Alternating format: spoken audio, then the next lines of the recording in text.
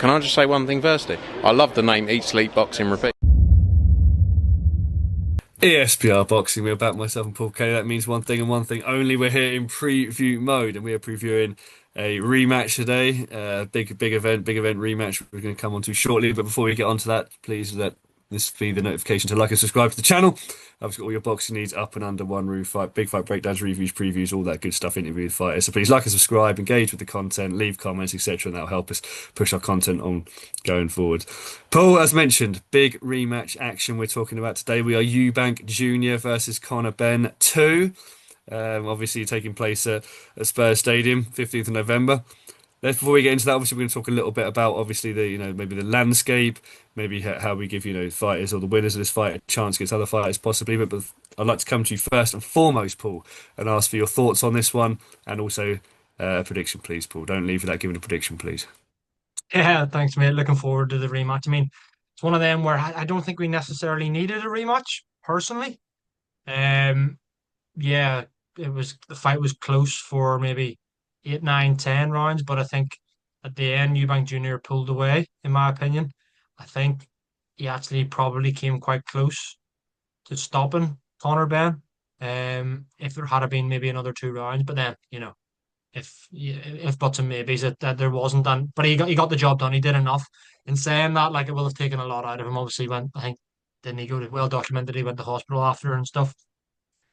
I mean, it's all about the rehydration here. It's still at 160, which I'm fine with, actually, to be honest. It's the rehydration that worries me for Eubank Jr. I think Ben Shalom said that they're just gonna.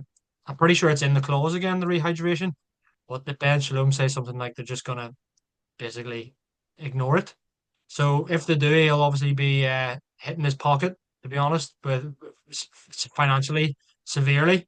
But in terms of the actual fight itself, I am still picking Chris Eubank Jr. to win. I think he's a level above Conor Benn. He's massive. Like, the size difference was insane. Yeah, Conor Benn was lively early on, but I think once Eubank kind of thought, right, okay, this guy's a lot faster than me, albeit smaller, but he's a lot faster than me. Um, and obviously just fresher. I think once Eubank kind of weathered the early storm somewhat, he made it look relatively easy, in my opinion.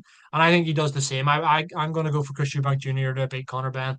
And I go for him to stop Conor Benn this time. I'm going to go for Eubank Jr. to stop Conor Benn in the second half of the fight. That is delicious prediction. I don't even want to go against that prediction, to be honest with you. That is so delicious. I pick up some of those points. I think for me, the thoughts on this fight are, I'm not, to be honest with you, I can see why it's being made, massive event, etc. At least it's a boxing fight, unlike the Jake Paul tank one that we kind of talked about on another video. But I'm still not overly enthused about it, to be honest with you. I think the first fight was kind of quite sloppy. I think that coming down possibly also to Conor Benn's ability mixed in with kind of the out of the external sort of conditions on Chris Eubank Jr. being sort of drained and all the sort of stress and all the sort of things he was talking about leading up to the fight. I don't think allowed him to obviously perform at his best, which is obviously why the stipulations were put in place. So I thought he made for a kind of bit of a sloppy fight, and obviously Eubank, saying he was hanging out of his arse and was kind of hanging in, trying to stick in basically the final bell. And I kind of think that showed in the performance, in the fact that he was hospitalised for several days afterwards. Again, sort of precautionary measures, which suggests that this fight probably shouldn't be taking place, but it is taking place. And as against that, I think my prediction is I'm struggling with it, to be honest with you, because I think if Eubank knows what it takes to get down to that weight, has kind of done it essentially before, what was half a pound out or something ridiculous, or whatever it was, an hour, half an ounce out. So he kind of got down there.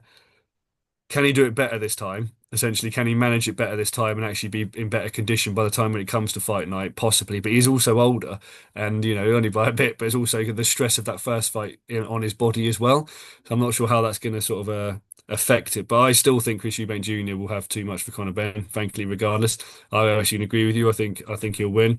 I'm not sure about the stoppage. I think that for me that would depend on how he comes in, how he takes the weight, how he can kind of the sort of freshness he can maintain actually throughout the fight. I think if he comes in fresher, as we've seen that he can fight, I think he could stop Conor Benn. I definitely believe that.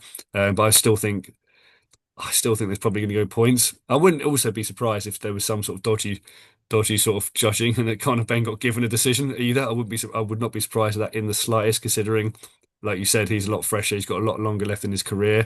There's a lot of money behind him.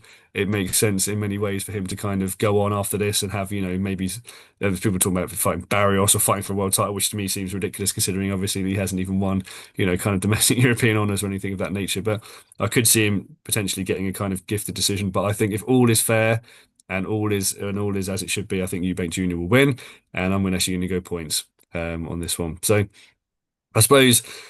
We're talking a bit about, let's just pick up the thread really on Eubank. I think, if we think about where Chris Eubank may go next, there was talk a bit about that Canelo fight as well, maybe taking place ahead of this fight. Maybe he doesn't bother going down to the 160, maybe he stays at 168, he fights Canelo. I just want to think about that because obviously, Canelo's come off come off of a loss as well against Crawford. He's obviously kind of diminishing a little bit. His star is kind of going down a little bit. He's obviously got that deal still with Riddia, with all that fight obligations to fulfill. I was talking maybe about him wanting to fight in the UK. Were that to happen, were Eubank to fight Canelo, how do you think he'd get on? This version of, I suppose it's to say this version of Canelo, but also this version of Eubank, both past their best. Well, for a start, I would say it would be at 168, which is far better for Chris Eubank in terms of the weight cutting.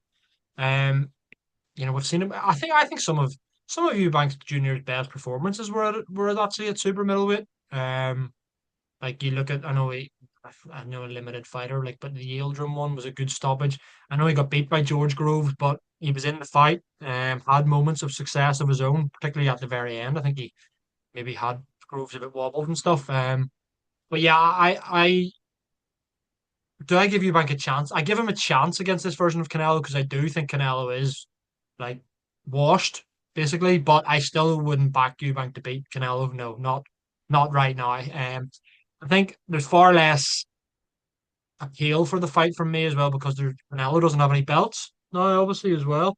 But in saying that, like he's still a cash cow. Canelo, still arguably the biggest name in the sport, and like the Eubank name's never been so good as well, has it really? Given the first Benn fight and the fact that Senior was and the whole fallout of what Senior turning up on the day, jumping out of the taxi, and all of that. Like, and then obviously for Junior to go on to win against Benn in the first fight, I think the Eubank name's sky high right now. Canelo's maybe dropped somewhat, but he's still Canelo. So it's a fight that appeals even if there's no collateral in terms of belts on the line. Do I give Eubank a chance? Yeah, I give him a chance, but I would still back Canelo. I'd still say it as like a 70-30 fight in Canelo's favor, even though Canelo I do think is well past it.